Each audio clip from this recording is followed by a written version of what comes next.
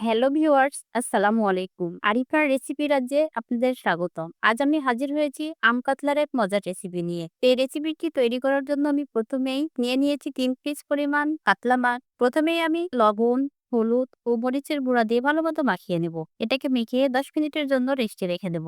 ১০ minute পর চুলায় একটি প্যান বসিয়ে দিলাম। দিয়ে দিলাম সামান্য পরিমাণ রান্নার তেল। তেলটা গরম হয়ে গেলে এতে দিয়ে দিচ্ছি মাছ। মাছগুলোকে আমি ভালো করে এপিট ওপিট করে ভেজে নেব। এই আম কাতলাটি গরম ভাতের সাথে খেতে খুবই মজা লাগে। মাছগুলো ভাজা হয়ে গেলে এগুলোকে উঠিয়ে দিচ্ছি। এবার এতে দিয়ে দিচ্ছি পেঁয়াজ কুচি, দিয়ে দিচ্ছি সামান্য পরিমাণ হলুদ গুঁড়ো।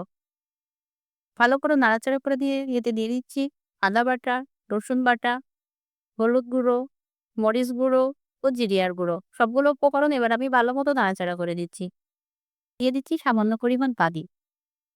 পানিগুলো শুকিয়ে তেলটা উপরে চলে আসলে এতে দিয়ে দিচ্ছি আগে থেকে ভেজে রাখা মাছ, খালি করে কেটে রাখা আম ও কয়েক টুকরা কাঁচামরিচ। এবার এগুলো একসঙ্গে আমি ভালোমতো কষিয়ে নেব। আমার আমটা একটু বেশি টক ছিল, তাই আমি অল্প পরিমাণ দিয়েছি। আপনারা যে যেরকম টক খেতে পছন্দ করেন সেরকম পরিমাণ আম দিতে পারেন।